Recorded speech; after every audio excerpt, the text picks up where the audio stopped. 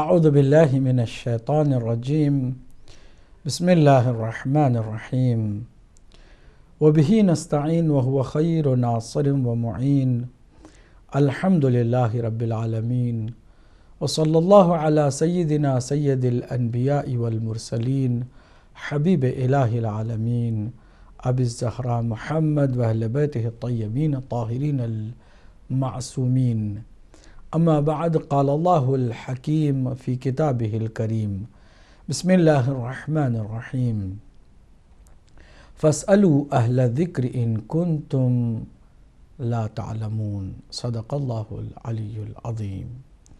ناظرین محترم، اللہ سبحانہ وتعالیٰ کی حمد و ثنا، اس کی تعریف و تمجید کے ساتھ محمد مصطفیٰ صلی اللہ علیہ وآلہ وسلم اور آپ کے خاندان مطہر پر درود و سلام بھیجتے ہوئے آپ کی خدمت میں مخلصانہ سلام پیش کرتے ہیں اور آپ کا استقبال کرتے ہیں آپ کے اپنے پسندیدہ پروگرام میں، جس کا عنوان کیجئے سوال ہے۔ سوال آپ کے ہوتے ہیں اور جواب ہم آپ کی خدمت میں پیش کرنے کی کوشش کرتے ہیں۔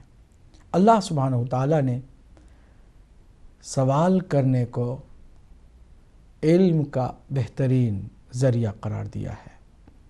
فاسألوا اہل ذکر، اہل ذکر سے پوچھا کرو اگر تم نہیں جانتے ہو کسی مسئلے کو۔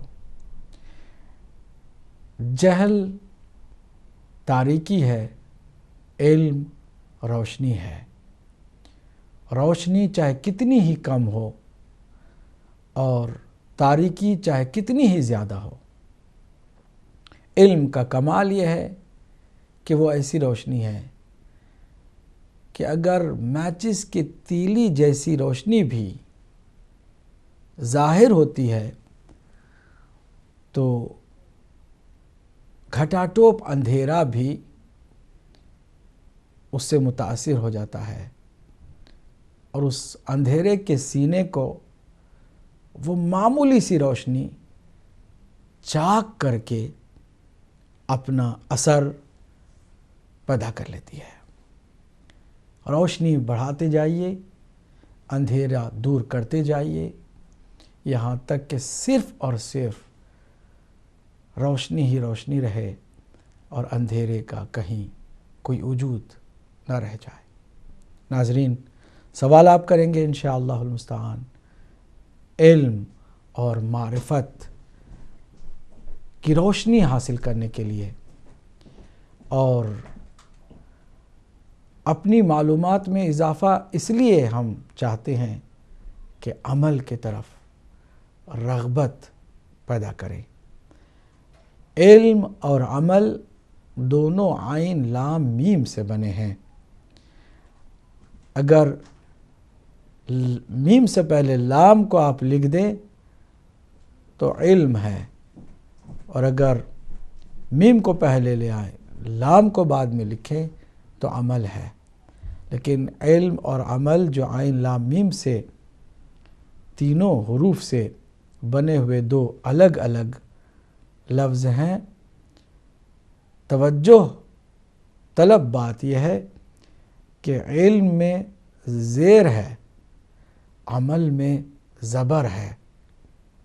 اگر کسی کے پاس علم ہو اور عمل نہ ہو تو وہ زیر ہے، کبھی وہ انسان کو کامیابی کی طرف نہیں لے جا سکتا ہے۔ لیکن اگر انسان اسی علم کو عمل میں لے آئے تو پھر عمل میں زبر ہے، کامیابی ہے، ظفر ہے اور غالبیت ہے۔ عزیزو، علم کا حاصل کرنا نہ تنہا ہر مسلمان مرد اور عورت پر فرض ہے، بلکہ ہر زمانے میں ہر سن و سال والے پر یہ لازمی اور ضروری ہے۔ خاص کر آج کی اس ٹیکنالوجی کی دنیا میں کوئی جان بوجھ کر جاہل رہے تو میں سمجھوں گا کہ یہ اس کی بدبختی ہے کہ وہ علم کے اتنے سارے وسائل کے ہوتے ہوئے بھی جاہل ہی رہنا چاہتا ہے۔ کتنے ایسے لوگ ہیں کہ جن کو اللہ سبحانہ تعالیٰ نے بہترین فرصت عطا فرمائی ہے، ٹائم ہی ٹائم ان کے پاس ہوتا ہے، وہ چاہیں تو انٹرنیٹ کے ذریعے سے معلومات فراہم کریں، وہ چاہیں تو ہدایت ٹی وی کھول کر کے بیٹھ جائیں اور علم حاصل کریں، وہ چاہیں تو کوئی کتاب اپنے ہاتھ میں لے لیں، مطالعہ کریں، وہ چاہیں تو مختلف ذرائع سے علم میں اپنے اضافہ کریں، لیکن کتنی ہی یہ بدنصیبی ہے کہ لوگ اپنا قیمتی وقت ضائع کرتے ہیں فضول چیزوں کو دیکھنے میں یا فضول باتوں میں، اور وقت کو ضائع کرتے ہیں لہو و لعب میں اور نہایت ہی فضول بے بنیاد بیہودہ کاموں میں، یا پھر سوتے رہتے ہیں، وقت ان کے ہاتھ سے نکلتا رہتا ہے اور وہ محروم سے محروم تر ہوتے چلے جاتے ہیں۔ آپ کے سوال ہوں گے اور ہمارا جواب، اور ہم گزارش کریں گے کہ ہمارے کنٹرول روم والے آپ کے لیے ٹیلی فون لائنز اوپن کر دیں تاکہ آپ کے سوال ہم آپ کی اس فون کال کے ذریعے سے حاصل کریں اور آپ کے سوالوں کے جواب دینے کی کوشش کریں۔ ماہ مبارک رمضان میں ہماری سعادت اس بات کے لیے نہیں تھی کہ ہم آپ کی خدمت میں حاضر ہوا کرتے اور آپ کی نورانی محفل کا حصہ بنتے اور سوال و جواب کا سلسلہ بھی جاری رکھتے، لیکن اللہ نے پھر سے ہمیں توفیق دی ہے کہ عید سعید فطر کے بعد ہم آپ کی خدمت میں حاضر ہوں، اور انشاءاللہ المستعان اگر حیات نے وفا کی تو یہ سلسلہ مزید جاری و ساری رہے گا۔ اگر کوئی کالر ہیں تو ہم انہیں شامل کرنے کی سعادت بھی حاصل کریں گے۔ جب تک کہ کال نہیں آتے میں چاہوں گا کہ اسی علم پر تھوڑی سی بات آپ کے ساتھ کر لوں۔ علم کے لیے کوئی عمر کی قید نہیں ہے۔ اطلب العلم من المہد الی اللحد، علم حاصل کرو گہوارے سے لے کر گور تک، قبر تک، لحد تک۔ عجیب بات ہے، موت تک نہیں کہا، کیونکہ مرنے کے بعد بھی علم حاصل کرنے کا سلسلہ جاری رہتا ہے یہاں تک کہ انسان کو قبر میں رکھ کے قبر بند کر دی جائے۔ جب تک کہ قبر بند نہیں ہوتی اس وقت تک مرنے کے بعد بھی علم حاصل کرنے کا سلسلہ جاری رہتا ہے۔ چنانچہ ہمارے یہاں مستحب ہے کہ مر جانے کے بعد اس مر جانے والے کو قبر میں لیٹاتے ہوئے تلقین پڑھیں اس کے لیے، اسمع افہم شانہ ہلا کے کہیں، سن اور سمجھ، مطلب یہ کہ ابھی علم حاصل کرنے کی گنجائش ہے، قبر بند ہو جاتی ہے تو پھر گنجائش بھی ختم ہو جاتی ہے۔ پہلے کالر کو آج کے اس پروگرام میں شامل کرتے ہیں۔ السلام علیکم ورحمۃ اللہ۔ وعلیکم السلام ورحمۃ اللہ وبرکاتہ۔ میں گل حسین شاہ بول رہا ہوں جی، 100 کنٹرن سے۔ ماشاء اللہ۔ یہ سورت کا میں تشریح مانگتا ہوں۔ بسم اللہ الرحمن الرحیم۔ تبت یدا لہب وتب ما اغنی عنہ مالہ وما کسب سیصلی نارا ذات امرأۃ حملت الحطب فی جیدہا حبل من مسد۔ یہ اپنا اس ابو لہب نے جو کیا، یہ کتنا یہ بڑا اس نے کیا کیا کیا، اتنا جرم کیا جس تو اس کو اتنی بڑی سزا مل رہی ہے۔ اس کا تھوڑی سی وضاحت کر دیں، بہت مہربانی ہوگی۔ خدا حافظ۔ خدا حافظ گل حسین شاہ صاحب، اللہ آپ کو سلامت رکھے۔ لیکن سورہ جب پڑھیں تو تھوڑا سا دیکھ لیا کریں، قرآن مجید کی سورت کو صحیح طریقے سے پڑھنا چاہیے، کوشش کرنی چاہیے کہ صحیح پڑھیں، اور اگر صحیح نہیں پڑھ سکتے تو اس کا ترجمہ ہی کر دیں یا صرف بتا دیں کہ کس سورے کی آپ بات کرنا چاہتے ہیں۔ اگلے کال کو شامل کرتے ہیں۔ السلام علیکم ورحمۃ اللہ۔ وعلیکم السلام صاحب، عید مبارک ہو آپ کو۔ آپ کو بھی مبارک ہو۔ آپ کو عید مبارک ہو، آپ کی فیملی کو اور آپ کے ناظرین کو، سب کو۔ دو باتیں ہیں۔ پہلی بات تو یہ جو آپ نے فرمایا جب آپ کی اوپننگ سٹیٹمنٹ میں کہ اہل ذکر سے پوچھنا چاہیے، تو ذرا یہ بھی بتائیں کہ اہل ذکر ہیں کون؟ ٹھیک ہے، پہلی بات تو یہ، اور دوسری بات یہ ہے کہ جیسے ابھی ہماری عید گزری ہے، کیا وجوہات ہیں کہ ہمارے جو لیڈر گرینڈ آیت اللہ ہیں وہ کیوں نہیں مل کے ایک دن عید کا مقرر کر سکتے ہیں؟ وہ ساتھ کیوں نہیں چلتے ایک دوسرے کے؟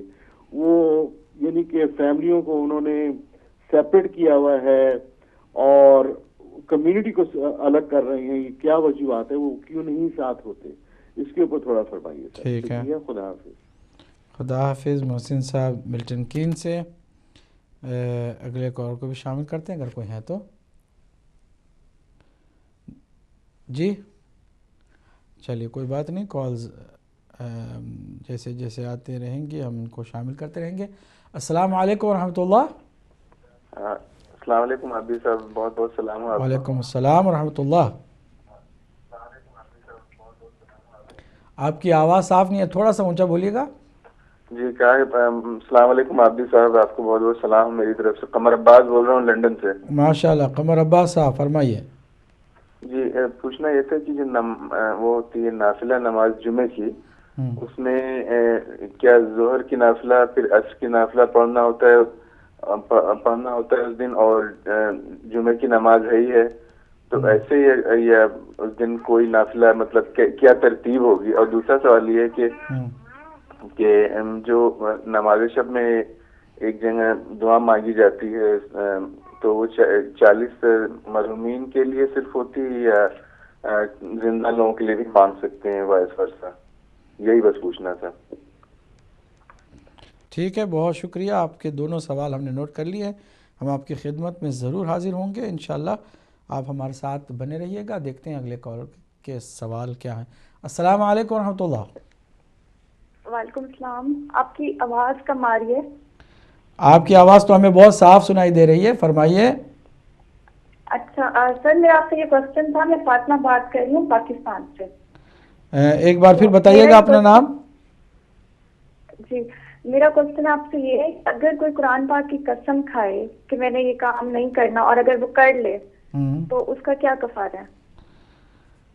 قسم کھائے کہ نہیں کام کریں گے لیکن وہ کر لے، اگر کر لے تو کفارہ کیا ہے؟ ٹھیک ہے،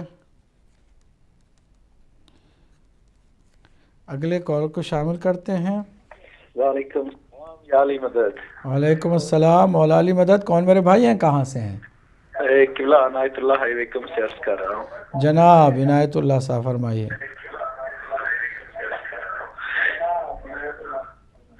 قبلہ عزت مآب، سب سے پہلے تو میری طرف سے آپ کو بہت بہت عید مبارک۔ آپ کو مبارک۔ اور سوال یہ کرنا چاہوں گا کہ اللہ کے 99 ناموں میں ایک نام ہے الشہید۔ جی جی، اس کی پلیز وضاحت فرما دیں۔ چلیے وضاحت کر دیتے ہیں، اگلے کال کو بھی شامل کر لیتے ہیں۔ ماشاءاللہ سلسلہ کالز کا جاری و ساری ہے اور بہت زیادہ لوگ۔ السلام علیکم ورحمۃ اللہ۔ وعلیکم السلام ورحمۃ اللہ۔ جی میں جنوبی ہندوستان کے شہر میسور سے بول رہا ہوں۔ جناب میسور صاحب، میسور سے کون صاحب بول رہے ہیں؟ جی میں ولایت حسین بول رہا ہوں میسور سے۔ ولایت حسین صاحب، کیا سوال ہے آپ کا؟ جی میں ولایت حسین بول رہا ہوں مول صاحب۔ میں نے نوٹ کر لیا ہے، سوال کیا ہے میرے بھائی؟ جی حضور، سب سے پہلے آپ کو، آپ تمام کو، آپ کے اسٹاف کو بہت بہت عید مبارکباد۔ شکریہ، خیر آپ کو مبارک، قبول فرما لیں۔ شکریہ، آپ کو مبارک ہو۔ فرمائیے، ٹی وی سے نہ سنیے گا، فون پر بات کیجیے گا۔ فرمائیے کیا سوال ہے؟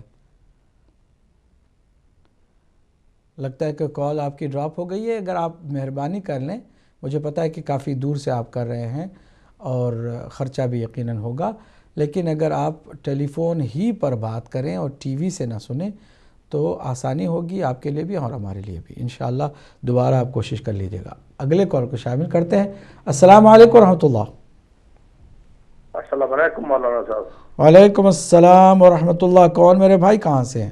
سرکار میں سید عباس علی عرض کر رہا ہوں اٹلی سے. سید عباس علی صاحب فرمائیے اٹلی سے کیا سوال ہے آپ کا؟ فرمائیے جناب. کال ڈراپ ہو گئی ہے. مہربانی کیجیے گا کہ فون پر بات کریں اور بغیر کسی تعامل کے آپ اپنا سوال کر ڈالیں. اگلے کال کو شامل کرتے ہیں. السلام علیکم ورحمۃ اللہ. وعلیکم السلام مولانا صاحب. فرمائیے کون میرے مولانا صاحب آپ کو عید کی بہت مبارک آپ کو اور آپ کی فیملی کو. شکریہ آپ کو مبارک. کاظم بولا نیو یارک سے. اچھا کاظم صاحب نیو یارک سے بول رہے ہیں. فرمائیے. جی گزارش یہ ہے کہ جو فجر کی نماز جو پڑھتے ہیں اذان کے بعد دو رکعت نوافل جو پڑھتے ہیں اگر غلطی سے ہم نے اذان کے بعد اگر ہم نے وہ اقامت کہہ دیا تو اس کے بعد پھر ہم وہ پڑھ سکتے کہ نہیں پڑھ سکتے نوافل پڑھ سکتے کہ نہیں پڑھ سکتے؟ ٹھیک ہے سوال اچھا آپ کا ہم نے نوٹ کر لیا ہے. کاظم صاحب نیو یارک سے آپ ہیں اور آپ کو انشاءاللہ بہت جلد ہم بتائیں گے. آپ ہمارے ساتھ رہیے گا. اگلے کال کو شامل کرتے ہیں. السلام علیکم ورحمۃ اللہ. ہلو السلام علیکم جناب. وعلیکم السلام ورحمۃ اللہ وبرکاتہ. ہاں جناب آپ کو ہماری طرف سے عید مبارک. آپ کو بھی مبارک ہو. کون میرے بھائی ہیں کہاں سے ہیں؟ ہاں جناب سارے اسٹاف کو عید مبارک. میں کشمیر سے بول رہا ہوں. کشمیر سے کون میرے بھائی ہیں؟ ہاں محمد اسحاق. محمد اسحاق صاحب فرمائیے کیا سوال ہے آپ کا؟ سوال ہے جی فرمائیے. نماز شب میں کون سا دعا پڑھنا چاہیے؟ نماز شب میں کون سی دعا پڑھنی چاہیے؟ ٹھیک ہے ہم بتائیں گے. جزاک اللہ. آپ کشمیر سے محمد اسحاق صاحب ہدایت ٹی وی پر آئے ہیں. اللہ آپ کو سلامت رکھے. آپ ہمارے ساتھ رہیے گا. آپ کے سوالوں کے جواب بھی انشاءاللہ ہم آپ کی خدمت میں ضرور دیں گے. سورہ تبت یدا ابی لہب و تب کے سلسلے میں پہلے ہمارے کالر تھے گل حسین شاہ صاحب. پوچھا ہے کہ آخر اس نے کیا کیا تھا کہ اتنی ساری اسے سزا اللہ سبحانہ تعالیٰ نے سنائی ہے. دیکھیے جان کر کے حق کو جھٹلانا اور خالی جھٹلانا ہی نہیں بلکہ حق کا مذاق اڑانا اور خالی حق کا مذاق اڑانا ہی نہیں بلکہ اہل حق کو ستانا، پیغمبر اکرم صلی اللہ علیہ وآلہ وسلم کو ایذا پہنچانا اور سب کچھ جان کر کے، یہ کوئی ایسا گناہ نہیں ہے کہ جس کو آسانی سے اللہ سبحانہ وتعالیٰ معاف کر دے.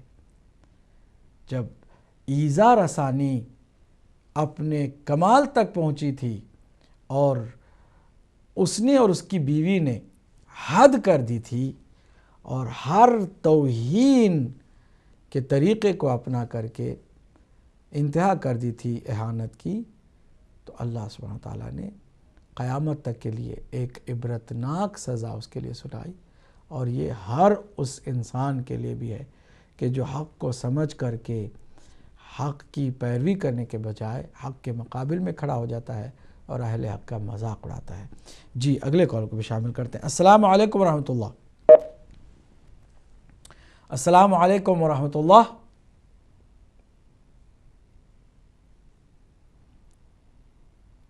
چلیے کال ڈراپ ہو گئی ہے.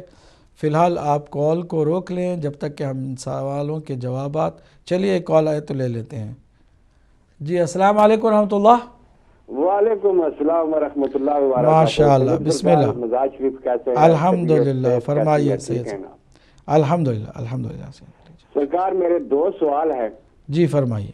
پہلا سوال تو یہ میرا یہ ہے کہ قرآن پاک کی سورہ احزاب کی اس آیت کے متعلق کہ نبی علیہ السلام کی بیویاں امت کی مائیں ہیں، تو یہی حرمت خالہ کے لیے بھی ہے، نانی کے لیے بھی ہے، پھوپھی کے لیے بھی ہے، بھتیجی کے لیے بھی ہے. میں زیادہ لمبا نہ بات ہو جائے، لیکن خالہ کی بیٹی کے لیے یا پھوپھی کی، چچا کی، تایا کی بیٹی کے لیے یہ حرمت باقی نہیں رہتی. اور صرف جو بات میری سمجھ میں آئی ہے کہ ماں کی بیٹی ہی کی حرمت جیسی ماں کی حرمت ہے ایسے بیٹی کی بھی حرمت ہے. ایک بہن اور بھائی کی حرمت جو ہے وہ وہی رہتی ہے جو ایک ماں سے بیٹے کی حرمت ہوتی ہے یا باپ سے بیٹی کی حرمت ہوتی ہے. تو یہ ایک ہی حرمت باقی بچتی ہے جو میری سمجھ میں بات آتی ہے. اس کے علاوہ بھی کوئی وجہ ہو سکتی ہے جس کی وجہ سے مائیں کہا گیا ہے ان کو؟ کیونکہ ماں کی بیٹی جو ہے بہن لگتی ہے انسان کی تو وہ حرمت ماں والی اس پر باقی رہتی ہے لیکن کسی اور پھوپھی خالہ چچا تایا کی بیٹی کے لیے باقی نہیں رہتی. بہت عمدہ. اور دوسرا میرا سوال یہ ہے سرکار کہ جو اللہ تعالیٰ نے قرآن پاک میں یہ کہا کہ ہم نے جو جاہل لوگ ہیں جو ان کے بیوقوفوں کا ظالموں کو امام قرار دیا ہے, بیوقوف لوگوں کا ظالم جو ہے ان کو امام قرار دیا ہے, اور دوسری طرف یہ بھی فرمایا کہ جو ہم نے امام قرار دیے ہیں انبیاء میں سے وہ ہمارے حکم سے عادات کرتے ہیں. تو ان دونوں باتوں میں اللہ نسبت اپنی طرف دے رہا ہے کہ ہم نے قرار دیے. اب دو سوال اس سے میرے یہ اٹھتے ہیں کہ کیا کوئی اس بات کا انکار کرے کہ امام اللہ کی طرف سے نہیں ہے تو وہ قرآن کے مطابق ہے, اور دوسرا جو ظالموں کو امام قرار دیتا ہے اللہ اور اپنی نسبت اپنی طرف دیتا ہے, کیا اس کو ہم کیسے سمجھیں گے؟ ٹھیک, میں اپنی بات سمجھا سکتا ہوں؟ بالکل, آپ کا سوال پہنچ گیا ہے. بہت شکریہ آپ کا, جزاکم اللہ خیر. آپ نے بہت عمدہ دونوں سوال کیے ہیں. انشاءاللہ ان سوالوں کے جواب بھی ہم آپ کی خدمت میں دیں گے. فی الحال میں چاہوں گا کہ سوال روک دیے جائیں جب تک کہ ہم ان سوالوں کے جواب کو مکمل نہ کر لیں, پھر اس کے بعد انشاءاللہ ہم آپ کی خدمت میں حاضر ہوں گے. محسن صاحب ملٹن کین سے اہل ذکر کے بارے میں پوچھا کہ اہل ذکر سے مراد کون ہے؟ ذکر کہتے ہیں, توجہ کیجئے, ذکر کہتے ہیں ہمیشہ یاد میں رہنے کو. اہل ذکر اس کو کہتے ہیں کہ جو ایک لمحے کے لیے بھی خدا کی ذات سے غافل نہیں ہے, خدا کو نہیں بھولتے ہیں. اب یہ کون ہو سکتے ہیں؟ مصداق اتم اہل ذکر کا صرف اور صرف معصوم ہے. پہلے درجے پر صرف معصوم ہستیاں وہ ہیں کہ جو ایک لمحے کے لیے بھی رب العالمین کے ذکر سے غافل نہیں ہے, وہ اہل ذکر ہیں. لیکن نسبتاً اہل ذکر ان کو بھی, ان علماء حق کو بھی کہا جا سکتا ہے کہ جو دوسرے عام انسانوں سے زیادہ ذکر پروردگار میں مصروف ہوتے ہیں اور غافل نہیں ہیں, غافلین میں ان کا شمار نہیں ہوتا ہے. اگرچہ 100% وہ معصوم ہستیوں کی طرح اہل ذکر نہیں ہیں, لیکن نسبی طور پر دوسروں سے اگر کمپیئر کیا جائے تو وہ اہل ذکر ہو سکتے ہیں. چنانچہ علماء ربانیین, علماء حق وہ ہیں کہ جو دوسرے درجے پر اہل ذکر کے مصداق ہو سکتے ہیں. اسی طرح اگر آپ نسبتاً دیکھتے چلے جائیں تو یقیناً ایک آدمی جو زیادہ اللہ سبحانہ و تعالیٰ کے ذکر میں مصروف ہے دوسرے کے بنسبت وہ اہل ذکر ہو سکتا ہے. یہاں پر ائمہ معصومین علیہ السلام بدرجہ اتم مصداق کامل اہل ذکر ہیں, پھر انہی معصوم ہستیوں سے وابستہ اور منسلک علماء حق کہ جو زیادہ تر اللہ سبحانہ و تعالیٰ کے ذکر میں مصروف ہوتے ہیں. سوال دوسرا محسن ہمارے بھائی کا یہ ہے کہ عید کے معاملے میں تمام مراجع مل کر کے کیوں نہیں ایک فیصلہ سنا دیتے؟ بات اصل میں یہ ہے کہ عید کا جو ہم نے ایک کانسیپٹ پیدا کر لیا ہے وہ بالکل مختلف ہے, اور جو اسلام نے عید بتائی ہے وہ الگ ہے. عید جو اسلام کی بتائی ہوئی عید ہے اس میں تو اللہ کا شکر کرنا ہے, غسل کرنا ہے, نماز اس کی بجا لانا ہے, سجدہ کرنا ہے اور پھر معصوم ہستیوں کو سلام کرنا ہے۔ یہ عید ہے، اور جس میں کوئی معصیت نہ ہو، جس میں کوئی گناہ نہ ہو، لہو و لعاب اور فضول کاموں میں انسان مشغول نہ ہو، یہ عید ہے۔ ہم نے جو عید کا تصور تہوار اور جس میں فضول بیہودہ اور لہو و لعاب کی محفلیں ہوں اور انسان ان محفلوں میں جائے اور خوشی کسی صورت میں اپنے اندر پیدا کرے، یہ جو ہمارا کانسیپٹ ہے، اس کانسیپٹ کی وجہ سے یہ ہم لوگ پریشان ہو جاتے ہیں کہ آج عید ہے تو دوسرے دن دوسرے کیوں عید کر رہے ہیں، اور یہ سارا تہوار تو مل جل کے منایا جاتا ہے اور یہ خوشیاں تو ساتھ ساتھ ہونی چاہیے۔ اگر نماز اور اس کے حد تک ہو تو اتنا کوئی بڑا مسئلہ نہیں ہے کہ اگر کوئی چاند کے مسئلے میں بہت زیادہ سختی کرے اور کہے کہ نہیں، اگر آپ جس جگہ پر ہیں اسی جگہ پر چاند نظر آئے تو عید کریں، نہیں تو آپ پورے 30 روزے رکھیں، تو اس میں کوئی ایسی بات نہیں ہے کہ سارے مجتہدین جو ہے نا مل کر کے وہ ایک شرعی اپنے ایک فتوے کو ہی بالائے طاق رکھ کے کہیں کہ نہیں جناب ساری امت کو ایک دن میں عید کرنا چاہیے، اور جس طرح سے ہم نے تصور عید کا کر لیا اس طرح جو ہے نا وہ بھی ہمارا ساتھ دیں، ایسا نہیں ہے۔ ہمیں دین کے سانچے میں ڈھلنا ہے، نہ کہ دین کے احکام کو اپنی خواہش کے مطابق ڈھالنا ہے۔ یہ دو الگ الگ چیزیں ہیں۔ امید ہے کہ بات سمجھ میں آ گئی ہوگی۔ اس میں کوئی اتنی بہت زیادہ، اگر آپ اسلامی عید کو سمجھیں تو اس میں کوئی اتنی بہت زیادہ پریشانی والی بات نہیں ہوتی ہے، اگرچہ آئیڈیلی یہی ہونا چاہیے کہ ساری امت جو ہے وہ ایک دن اکٹھا ہو، اللہ کی عبادت کرے، چنانچہ میجارٹی نے کیا بھی ہے کسی حد تک۔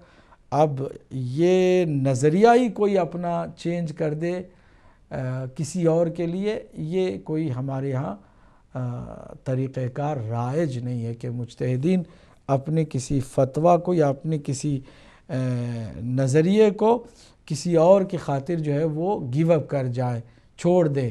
نہیں، وہ اپنے اجتہاد پر گامزن ہوتے ہیں، اور جب اپنا کوئی ایک نظریہ قائم کر لیتے ہیں تو اس پر وہ بہرحال ڈٹ جاتے ہیں۔ اس میں وہ آپ کی اپنی مرضی ہوتی ہے، وہ کبھی بھی یہ نہیں کہتے کہ چلو آپ لوگوں کی خاطر ہم اپنا فتویٰ بدل دیتے ہیں یا اپنا نظریہ چینج کر دیتے ہیں۔ ایسا کوئی ہمارے ہاں طریقہ نہیں ہے کہ کوئی مجتہد کسی ایک نظریے تک پہنچنے کے بعد حاصل ہو جائے یقین، اس کے باوجود وہ دوسروں کی خاطر وہ اپنا نظریہ جو ہے وہ چھوڑ دے، ایسا ہمارے یہاں رواج ہی نہیں ہے۔ قمر عباس صاحب لندن سے سوال کیا کہ جمعہ کے دن جو ظہر اور عصر کی نوافل ہیں وہ کس طرح سے پڑھی جاتی ہیں؟ بالکل نارمل عام دنوں کی طرح ہے۔ جمعہ کے دن میں بھی جمعہ کی اگر آپ نے نماز پڑھی ہے تو ظہر کی نماز جو واجب ہے وہ ساقط ہو جاتی ہے، اگرچہ احتیاطاً آپ کو ظہر کی نماز بھی پڑھنی ہے۔ امام موجود نہیں ہے، امام اگر حاضر ہوں تو یقیناً صرف اور صرف جمعہ کی ہی نماز جمعہ کے دن ہوگی، ظہر کی نہیں ہوگی۔ لیکن چونکہ امام کی اقتداء میں ہم نماز نہیں پڑھ رہے ہیں، اس لیے یہ واجب تخیری ہے، آپ ظہر پڑھیں یا جمعہ پڑھیں۔ لیکن اگر جمعہ آپ نے پڑھ لیا تو احتیاطاً آپ ظہر بھی پڑھیں، اور جب واجب ظہر کی نماز بھی احتیاطاً پڑھنی ہے تو پھر نوافل جو ہے وہ بالکل نارمل طریقے سے آپ ادا کریں گے، اس میں کوئی اسپیشل کنسیشن یا ڈسکاؤنٹ آپ کو نہیں ملنے والا۔ نماز شب میں جو 40 لوگوں کے نام لے کر کے ان کی مغفرت کی دعا کرنی چاہیے، اس میں کیا صرف مرحومین ہی کو شامل کرنا ہے یا زندوں کو بھی ہم شامل کر سکتے ہیں؟ اتفاق سے آپ دونوں کو شامل کریں، مرحومین کو بھی اور زندہ اپنے رشتہ داروں اور عزیزوں کو بھی۔ ان کے لیے توفیق چاہیے، ان کے لیے گناہوں سے بچنے کی توفیق مانگیے، اور مرحوم کے لیے مغفرت کی دعا کیجیے، اور اس طرح آپ دونوں کا حق ادا کریں۔ 40 جو ہے وہ عدد کہا گیا منیمم ہے، آپ زیادہ سے زیادہ مومنین کے نام شامل کرنا چاہیں تو کر سکتے ہیں، اس میں کوئی پابندی نہیں ہے کہ آپ صرف 40 ہی مومنین کے نام لیں گے، اور 40 سے زیادہ لیں گے تو نعوذ باللہ مثلا آپ کی نماز باطل ہو جائے گی یا آپ کی دعا قبول نہیں ہوگی. ایسا کچھ نہیں ہے. منیمم آپ 40 سے زیادہ بھی، اگر 40 کے نام بھی کسی وقت یاد نہیں آئے تو جنرلی آپ نے کہہ دیا کہ حضرت آدم علیہ السلام سے لے کے اب تک جتنے بھی اس دنیا سے مومن مرے ہیں ان سب کی پروردگار مغفرت فرما، تو اس میں کروڑوں انسان آ جاتے ہیں، کوئی حرج نہیں ہے. آپ کوشش کریں زیادہ سے زیادہ وسعت کے ساتھ دعا کریں. اس میں 40 کا نام لینا یہ منیمم بات ہے، اور میکسیمم آپ لاکھوں کے نام بھی لے سکتے ہیں. تو اس میں زندوں کے بھی لے سکتے ہیں اور مردوں کے بھی لے سکتے ہیں. ایک مومنہ پاکستان سے نام بتا نہیں سکیں لیکن سوال کیا کہ قسم کھا لیا تھا کہ فلاں کام نہیں کریں گے، اس کے بعد وہ کام انہوں نے کر لیا، تو کفارہ کیا ہے؟ یہاں پر کفارہ نہیں ہے، استغفار کرنا ہے، توبہ کرنا ہے کہ اللہ سبحانہ و تعالیٰ کی بارگاہ میں قسم کھائی تھی کہ کسی کام کو انجام نہیں دینا ہے، بعد میں حالات بدل گئے، سرکمسٹنسز چینج ہو گئے، تقاضے بدل گئے، موضوع بدل گیا، کوئی نہ کوئی ایسی بات سامنے وجہ بنی کہ جس کی وجہ سے وہ کام جس کو ہم نے نہیں کرنے کی قسم کھائی تھی انجام دے دیا. تو اس میں کوئی کفارہ نہیں ہے، اس میں آپ کو استغفار کرنا ہے، توبہ کرنا ہے اور اللہ سبحانہ وتعالیٰ کی بخشش اور مغفرت چاہنی ہے.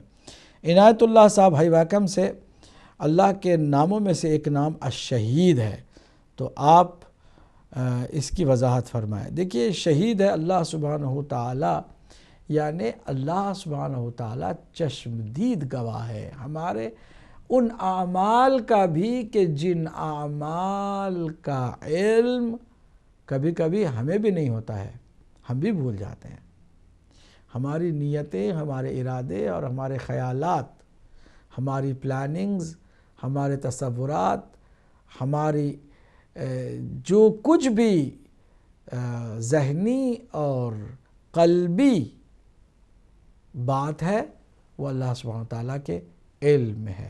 وہ شاہد بھی ہے یعنی گواہ بھی ہے، شہید بھی ہے.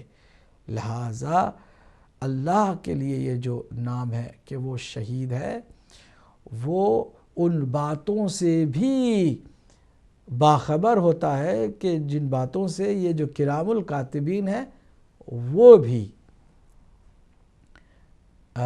باخبر نہیں ہوتے. چنانچہ دعائے کمیل میں مولا علی علیہ السلام نے اللہ کی اس صفت کو اس طرح بیان فرمایا ہے کہ پروردگار ان گناہوں کو بھی تو معاف کر دے کہ جن گناہوں کو تو نے کرام الکاتبین سے بھی چھپا کے بچا کے رکھا ہے. یعنی کرام الکاتبین سے بھی وہ کچھ ایسے گناہ مخفی رہ گئے ہیں. تیرا یہ کرم ہے، تو اتنا ستار العیوب ہے، تو اتنا اپنے بندے پر مہربان ہے، رؤوف ہے کہ کچھ ایسے بھی ہم سے گناہ ہوتے ہیں کہ کرام الکاتبین کو بھی وہ خبر ہونے نہیں دیتا ہے، تاکہ ایک مومن کی کسی حد تک عزت محفوظ رہے. اب ان چیزوں کا بھی جو گواہ ہے وہ اللہ سبحانہ وتعالیٰ ہے نا. تو الشہید اللہ سبحانہ وتعالیٰ کو اس لحاظ سے بھی کہا جاتا ہے کہ وہ ہر اس ہماری حرکت، بات، راز اور خیال سے بھی واقف ہے کہ جو دوسرے نہیں ہیں. اس طرح وہ ہمارے تمام امور پر شاہد و شہید ہے. ولایت حسین صاحب میسور سے، انڈیا میسور سے سوال کرنا چاہتے تھے لیکن کال میرے خیال میں ڈراپ ہو گئی. سید عباس علی صاحب اٹلی سے، انہوں نے بھی کوشش کی لیکن ان کی بھی کال ڈراپ ہو گئی. کاظم صاحب نیو یارک سے سوال کیا ہے کہ فجر سے پہلے جو نافلے کی نماز ہمیں پڑھنی چاہیے، 2 رکعت نافلہ فجر، اگر غلطی سے اقامت کہہ دیں تو کیا ہم واپس نافلہ فجر کی طرف متوجہ ہو سکتے ہیں یا پھر آپ کو کنٹینیو کرنا ہوگا؟ آپ واپس نافلے کی نماز کی طرف متوجہ ہو سکتے ہیں، کوئی پرابلم نہیں ہے. نماز فجر کی نیت کر کے تکبیرۃ الاحرام آپ نے کہہ دی تو اس تکبیر کے بعد پھر آپ کے لیے یو ٹرن نہیں ہے، ریٹرن آپ کے لیے میسر نہیں، کیونکہ آپ نے نیت باندھ دی ہے، تکبیر کہہ دی ہے، آپ کو نماز اپنی واجب نماز تمام کرنی ہے۔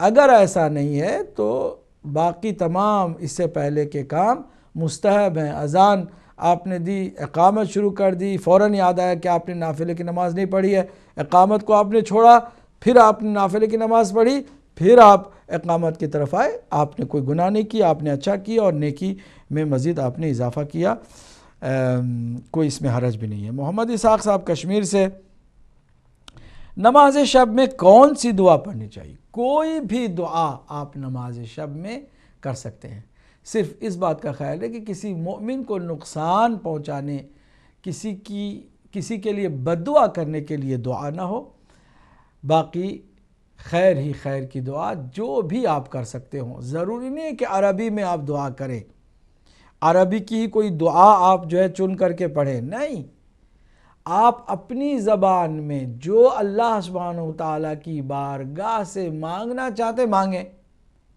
اس کو کہتے ہیں دعا۔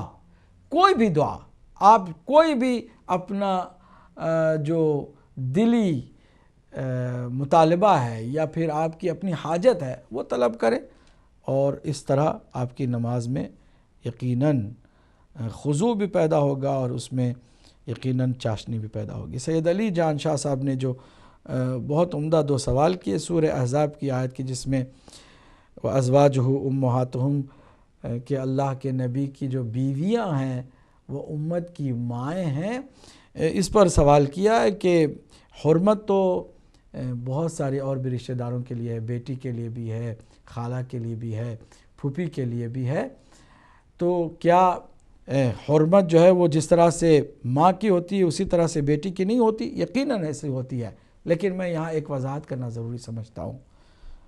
یہاں ماں کہا ہے تو اس کا ہرگز یہ مطلب نہیں ہے کہ امت کے لوگ رسول اللہ صلی اللہ علیہ وآلہ وسلم کی بیویوں کے لیے محرم ہو گئے ہیں، ہرگز یہ تصور غلط ہے۔ ایسا ہرگز نہیں ہے کہ جیسے میری سگی ماں کے ساتھ میں بغیر کسی پردے کے، بغیر کسی وہ جو نامحرموں کے ساتھ ہوتا ہے ان تمام چیزوں کی رعایت کے میں بیٹھ سکتا ہوں، ہاتھ ملا سکتا ہوں، گلے لگا سکتا ہوں، وہ بال میرے سامنے کھول سکتی ہے، وہ میری سگی ماں ہے۔ اللہ کے نبی کی بیویاں اس طرح نہیں ہیں کہ ہماری مائیں جیسے ہمارے لیے محرم ہے ویسے وہ بھی محرم ہے، نہیں۔ لا تبرجن تبرج الجاہلیہ، اسی سورہ احزاب کی آیت میں جہاں سورہ احزاب کی آیت نمبر 33 میں انما یرید اللہ لیذھب عنکم الرجس اہل البیت ویطہرکم تطہیرا آیت تطہیر، اس سے پہلے جو ازواج نبی کے لیے حکم ہے کہ وہ وقرن فی بیوتکن، اپنی گھروں میں بیٹھی رہو اور اپنے سنگھار کو ظاہر نہ کرو، یعنی ہر رسول کی بیوی پر واجب ہے کہ عام امت رسول کے مردوں سے بھی حجاب کرے، تو محرم نہیں ہے کوئی بھی نبی کی بیوی امت کے عام لوگوں کے لیے محرم نہیں ہے۔ یہ جو تصور کر لیا کہ وہ ماں ہے تو پھر ہماری ماں کی طرح ہے، ایسا نہیں ہے۔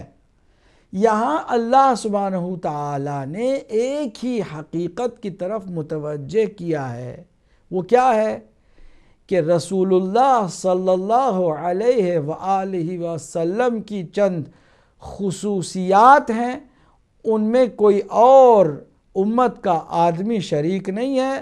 ان خصوصیات میں سے ایک خصوصیت یہ ہے کہ رسول صلی اللہ علیہ وآلہ وسلم کی بیوی اگر بیوہ ہو جائے تو کسی اور کے ساتھ شادی نہیں کر سکتی، بس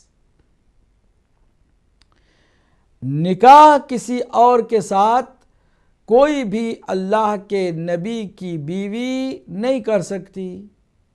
اس بات کو سمجھانے کے لیے اللہ نے فرمایا کہ وہ تمہاری ماں جیسی ہے، یعنی اب تم اس کے ساتھ عقد نہیں کر سکتے ہو، نکاح نہیں کر سکتے ہو۔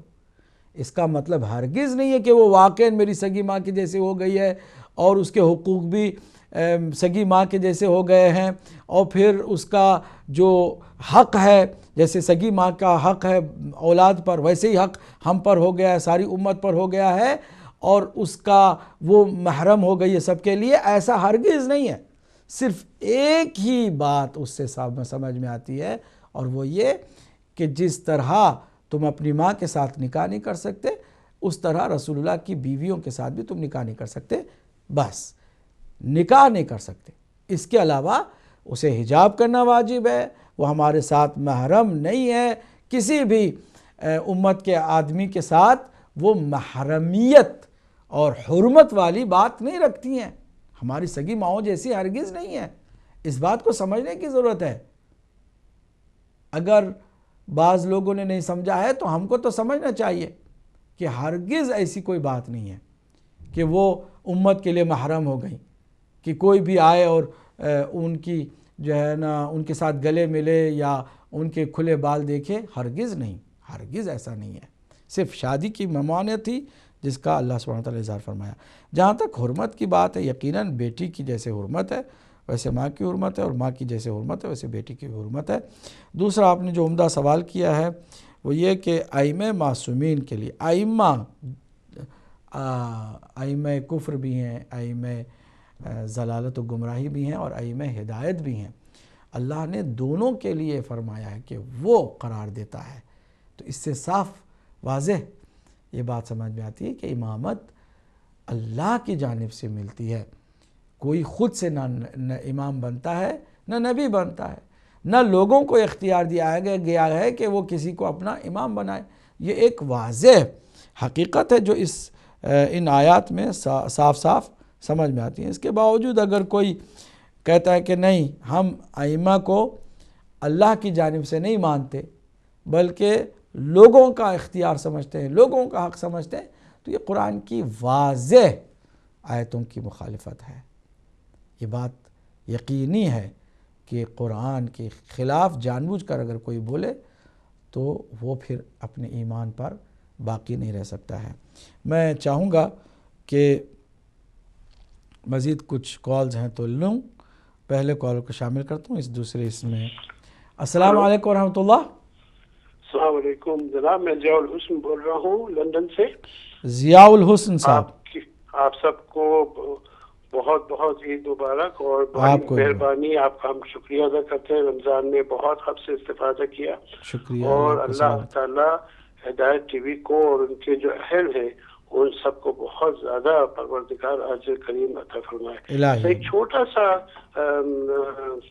ایک وہ گزارش تھی، پوچھنا تھا آپ سے، بلکہ تصدیق کرانی تھی کہ عید کے روز تو شاید روزہ رکھنا حرام ہے. جی ہاں. اور وہ جو قبلہ نے دوست نے سوال کیا تھا اس میں ایک گنجائش یہ بنتی ہے کہ چونکہ مومن کا ایک مومن پہ حق یہ بھی ہے کہ حسن ظن رکھے، تو جب کسی کو نظر آ گیا ہے تو دوسرے لوگ حسن ظن سے کام لیتے ہوئے وہ اور ایک ہی شہر میں رہتے ہوئے کیوں نہیں ان کی بات کا اعتبار کرتے کہ حرام سے بچے.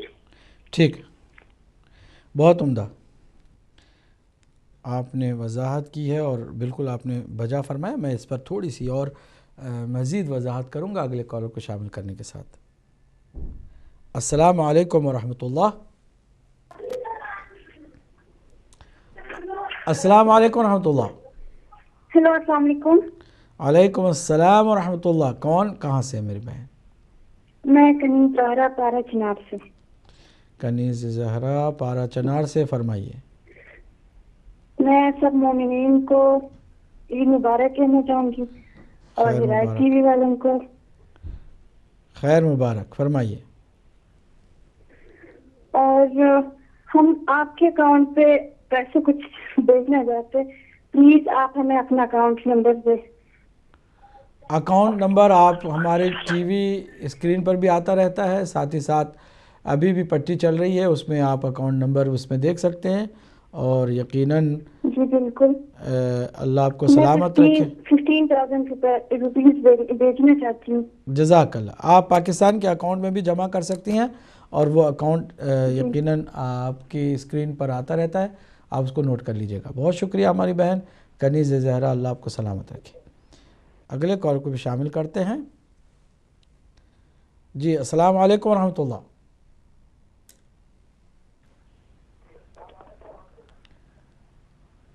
ہیلو. جی السلام علیکم ورحمۃ اللہ. السلام علیکم عابد صاحب, میں معاف کیجیے دوبارہ, بلکہ قمر عباس بول رہا ہوں لنڈن سے. جی جی فرمائیے.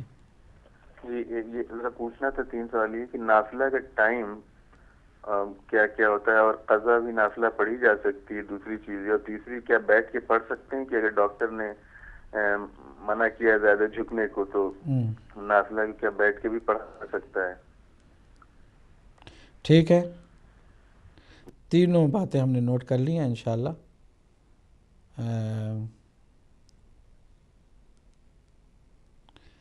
السلام علیکم ورحمۃ اللہ. وعلیکم السلام ورحمۃ اللہ. مولانا صاحب میرے 2 سوال ہیں. جی. ایک تو یہ کہ